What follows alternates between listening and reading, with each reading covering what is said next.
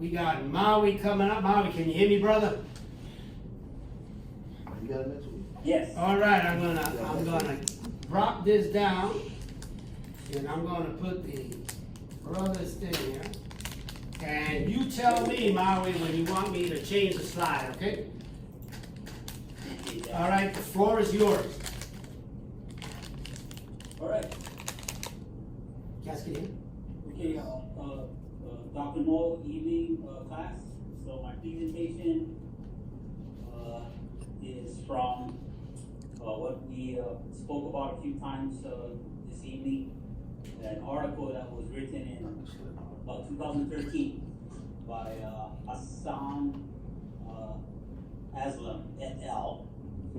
That's titled Human Resource Planning Practice in Management.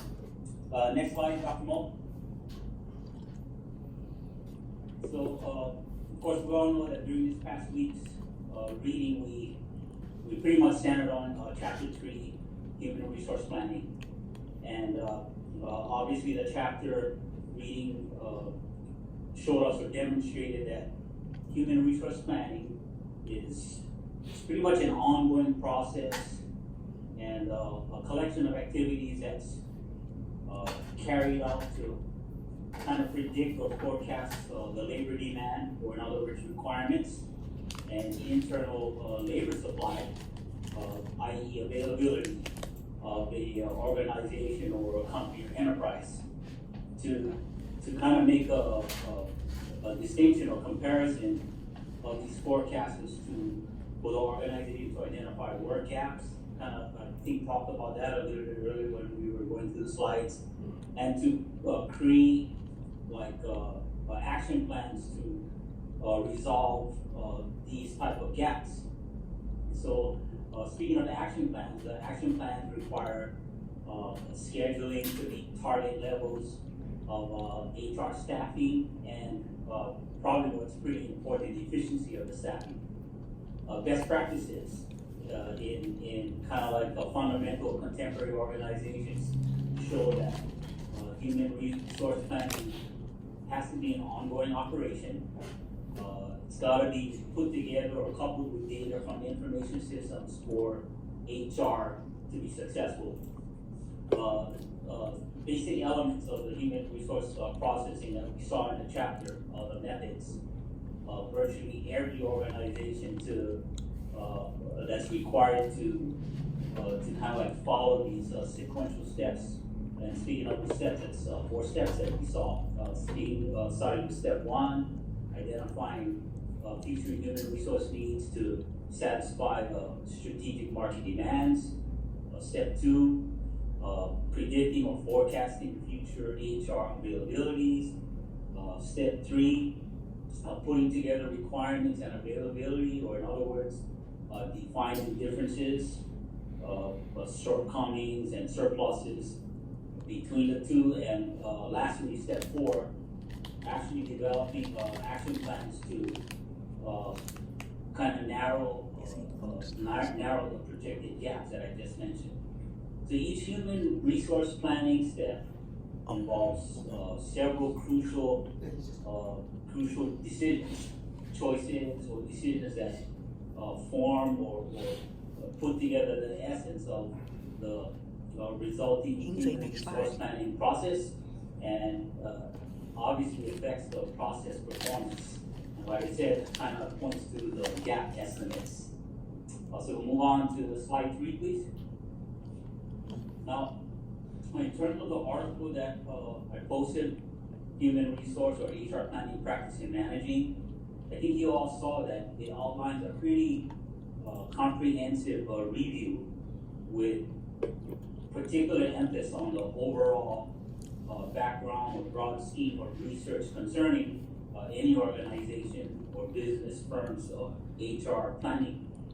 So what I'll do is I'll elaborate on just a few of those, or several of those that you saw in the article regarding human resource practices in managing. Slide 4, please. Influence of human resources planning on an organization's performance.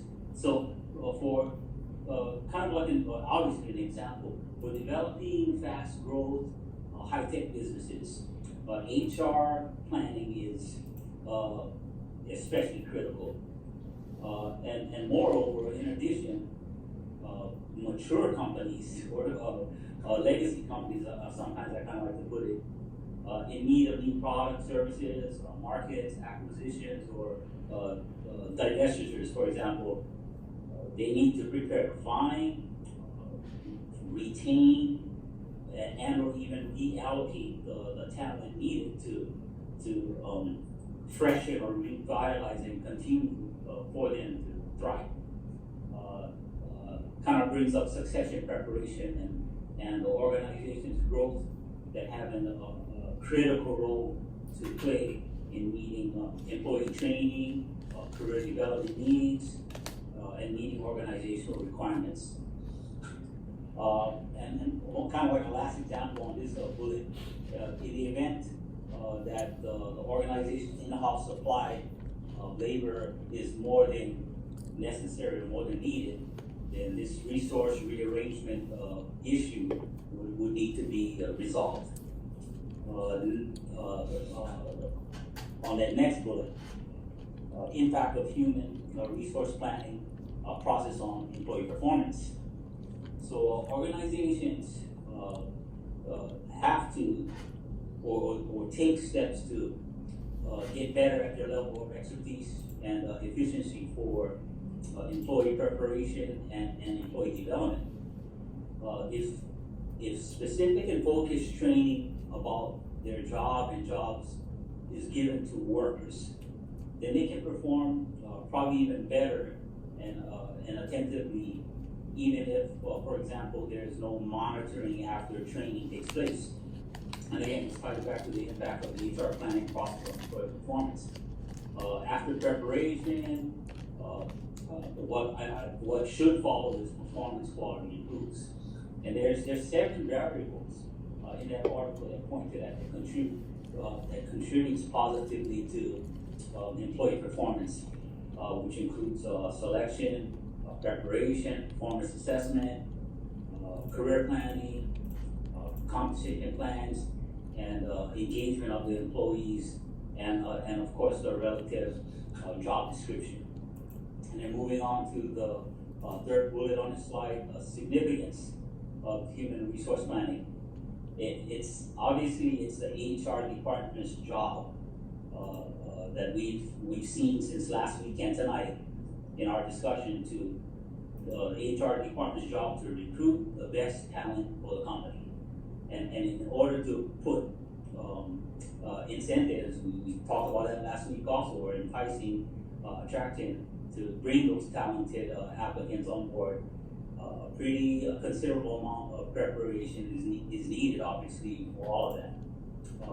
Work requirements and job specifications are kind of like subsequently given to provide information related to the job, the roles that need to be handled in a particular job, and the requisite or required credentials, technological and other skills that's needed.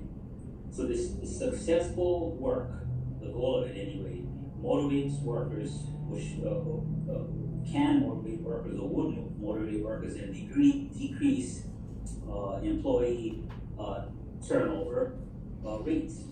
So again, the HR department's administrative staff, such as the performance monitoring, the employee benefit and employee benefit management, also as an example, but requires or needs really careful scheduling and managing of all the functions. Next slide, please, Dr. Mo. So again, that was just a handful or a few of some key points from that article, and I'll attempt to kind of sum it up by saying human resource planning, known as, or from what I've learned, as the first and primary method in the management of human resources, has a significant role to play.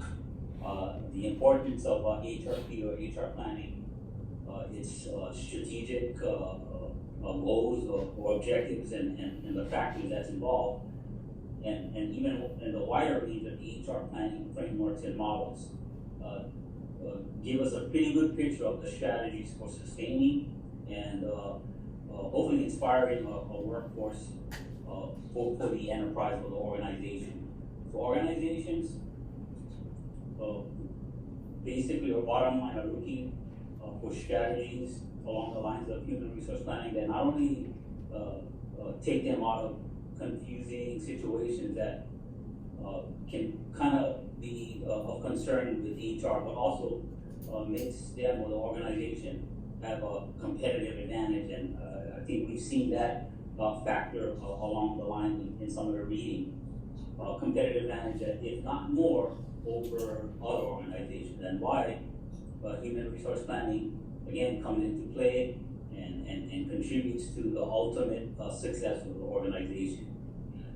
In predicting or forecasting, like that term a few times, future business and environmental needs in any organization, human resource planning plays an important role and also helps to set a foundation and establish and address the demands of human resources that's required for any organization and as the circumstances indicate. Planning for human resources, I think, may be one of the most critical elements from what we've learned, obviously, in the chapters and articles, connecting the role of human resources to the bottom line, the business objectives of the company. Last slide, Dr. Mo. And those are the references. Thanks, class, for your time on tonight's presentation. Thank you, guys. All right, so a couple of points that he made. Thank you, it was good stuff. And his article kind of reflected a lot on the readings, and I like that because it's a real life article about a situation, and then he added the other article with the IBM, right? That kind of gives you put a real life example to something that's theoretical in the book and how things are done. But one of the things I like that he said was continuing process. It is a continuing process. You got to constantly be adjusting, adjust fire, right?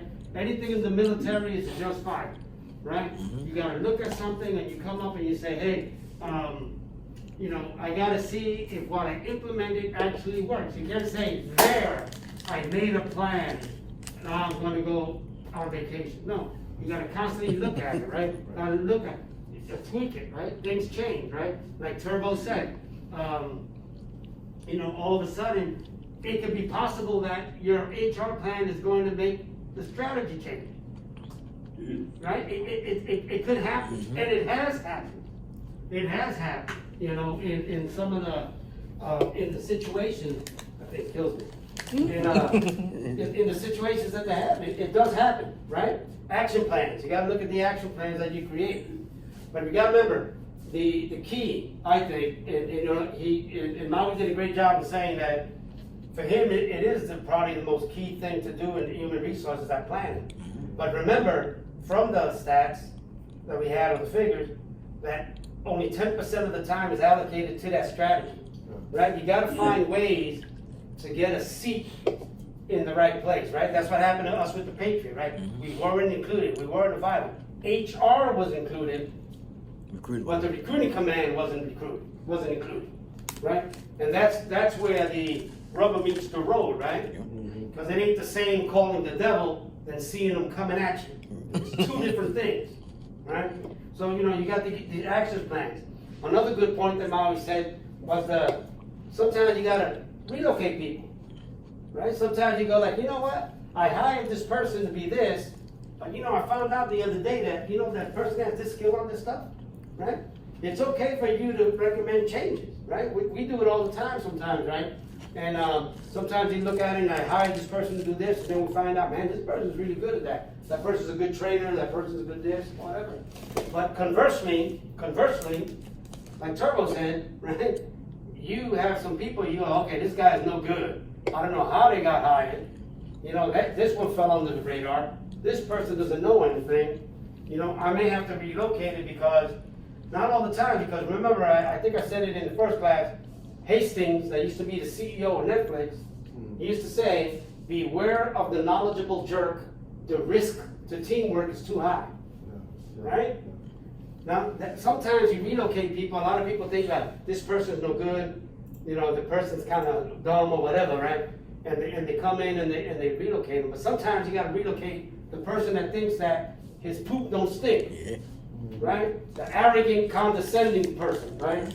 That goes around like, I am intellectual, I went here, or whatever. Sometimes as a leader, you got to take a look at that and say, maybe we have to relocate this person because they're doing more harm than good. And I've had situations like that in which the person that got fired was the brainiac. He couldn't work with nobody. Everybody sucks except me, right? And that kind of stuff, right? So sometimes you got to listen at that stuff.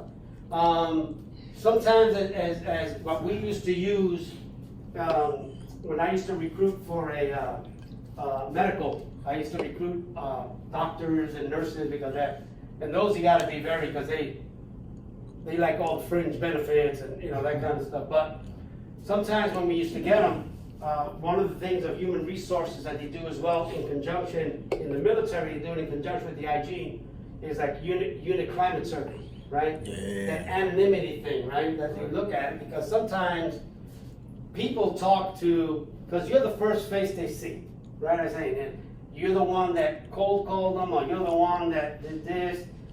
Any problem they have, they're going to come to you, right? Because you are the face of that organization, right? And sometimes you hear little things, right? You hear little things because, at work, I'm like one of the oldest people there. So I don't know, maybe they think I'm like Papa Smurf or something. But I always get the people telling me little things, right? So sometimes, when they say, a little sniper shot here, a little sniper shot, sometimes they go, okay, now it's a trend.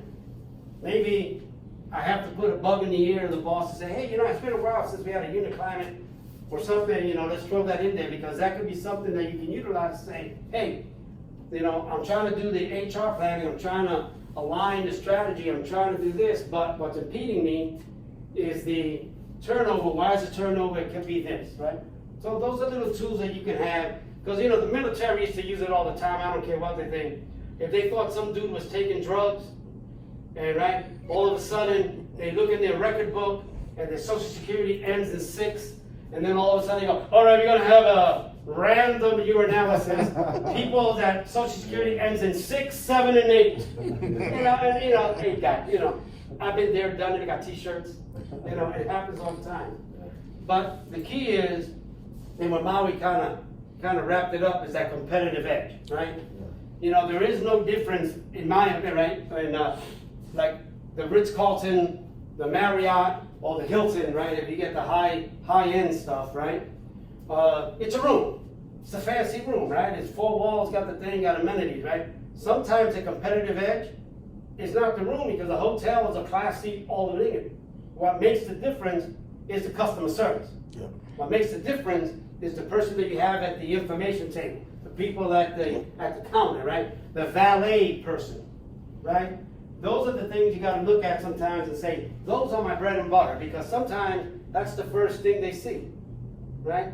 I had a guy that was a valet, and the front desk used to say, hey, this person's coming in, Mr. McGillicuddy, and he's been here before, right? They would say, right? And the valet would take it and open up the door, and he goes, Mr. Johnson, welcome back. Long time you haven't seen, right? Little things, like, oh my God, the guy knows I'm back. Little things, right?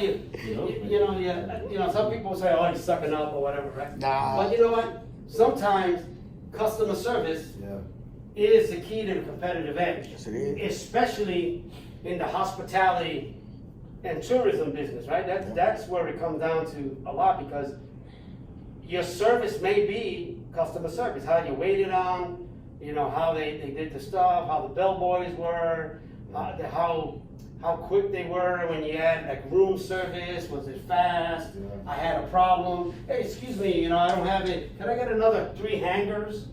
You know, they look at stuff like that, right? Because sometimes confidence. So the CEO of Southwest Airlines used to say, you know, they would say that customer first, blah, blah, blah. Yeah, But he always used to add, well, Employee you first. have to treat your employees just like you treat your customers. Yeah. Because if you treat them like trash, like trash, they're your face, Yeah. right? You could go American Airlines, you can go to, you can go to United Airlines or Southwest, right? It's a plane, and usually it's the same plane with a different sticker on it, Yep. right? What's going to make the difference is customer service, right? And as human resource people, you have the ability to have the reins on who comes in and doesn't come in on the thing. But sometimes, like I said, you have to be aligned, you gotta know what's going on, and you have to be on the same sheet with the, like, Turbo said that he's a approving authority in some of the positions in the J6. But I guarantee you, Mr. C-Slack, or whoever he works for, that's in charge of the 6, is probably a very integral part of the position descriptions, what they're looking for, are these the right things, and everything else, so that way they don't get somebody they don't want, right? They're very particular.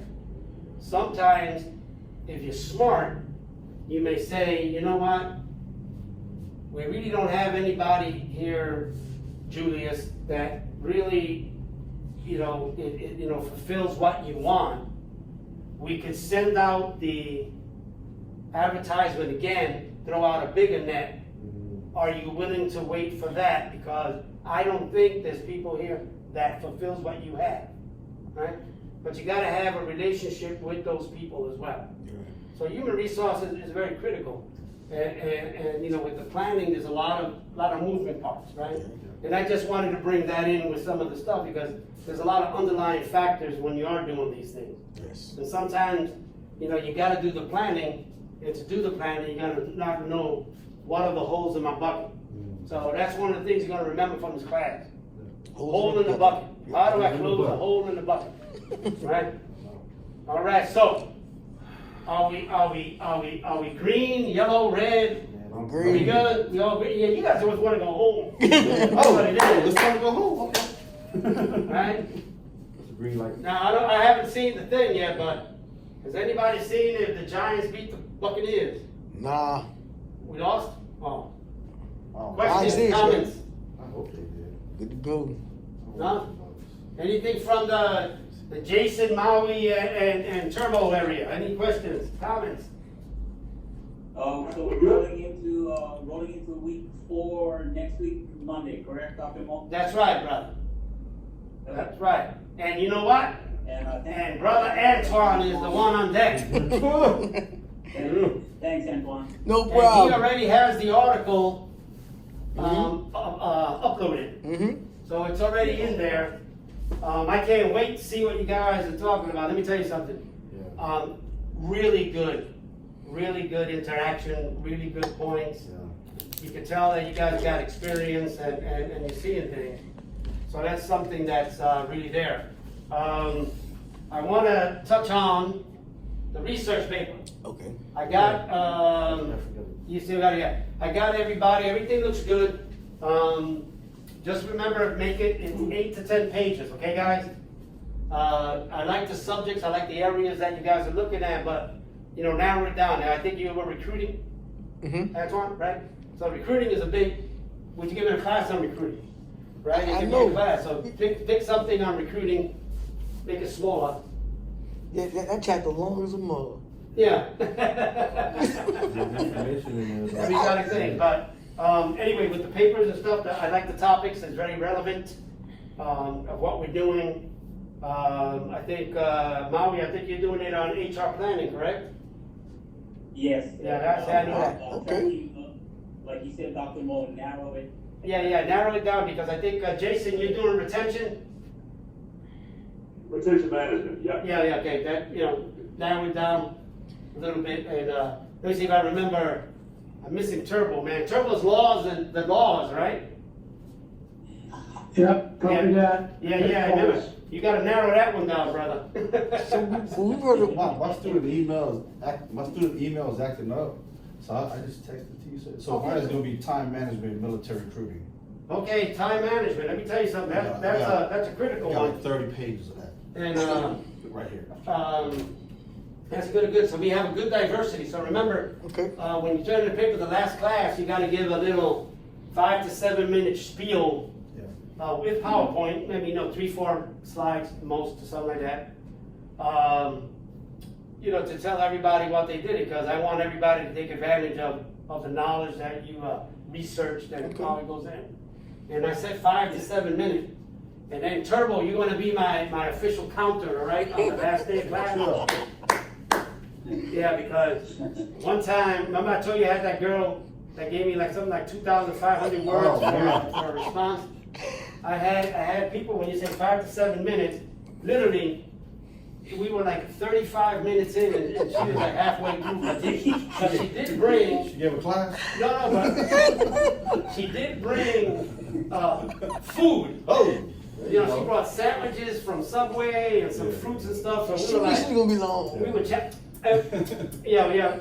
Oh, Hey, that Trevor, was you got- delicious. I don't care what you guys bring, I'm cutting you off at 5 to 7. Yeah. It doesn't matter, Hey. you know what? He's Hey. at the house, brother. Can you have it? Exactly. Hey, Yeah. you gonna hear some snoring. Yeah, on but you that gotta give him the 2-minute warning though. Yeah. He can knock off 3 minutes from me already, Trevor. Yeah. Yeah, you're gonna count them in dog seconds, dog minutes. Yeah. No.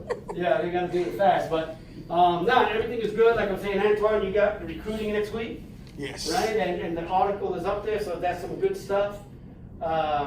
You're starting to see that there's a lot of moving parts in the HR and the retention and recruiting and stuff, and it's not an easy job. And Wow. I know in the military that there's a lot of burnout in recruiting. At one point, I wrote a paper on recruiting and stress, because the Army had the highest rate of suicide in recruiting command. Yeah. And it was something that was there, and some of the things that had to get looked at. Sometimes your monitor or the monitor, you get your orders from.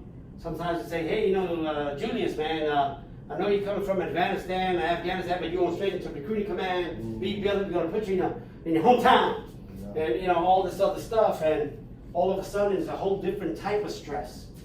And some of these soldiers and Marines, sailors, whatever, and airmen, they had PTSD and they couldn't handle it. And then all the stress from the recruiting, and I remember we had spouses that used to tell us that they saw their husband probably more times when they were in Afghanistan than when they were living at the house, because they were working to midnight, getting up at 4 in the morning, and working 3-4 weekends, of the year, of the month. Yeah. Because whenever people are off, that's where recruiters work, right? At the mall, at the baseball game, at whatever, trying to get leads and everything else. So sometimes recruiters in regular businesses do that as well. Not as much, because the recruiters in the military get threatened. I've seen a lot of stupid crap that they've been doing, but so there's going to be some interesting stuff in there. But anyway, the class is over. God bless you all. Happy Veterans Day to all of you guys. Yeah, thank you. Happy You know? Marine birthday too. Hi, Marine Corps birthday. Happy birthday to y'all. Happy birthday to I y'all. get a hoorah. I heard. All Happy right. birthday, Dr. Mo. All right, Maui, Jason, Turbo, have a great evening. All right, thanks. Thanks, fellas. Maui, tink you for a great article. Thank you for a great facilitator. Yeah, thank you. Good stuff. You guys are on track. You guys set the bar high, so I know Antoine's he's gonna twirl my toes next week. Yeah. Yeah, it's gonna be some good stuff. All right, guys, you guys take care. God bless you all. All right. Thank you. All right.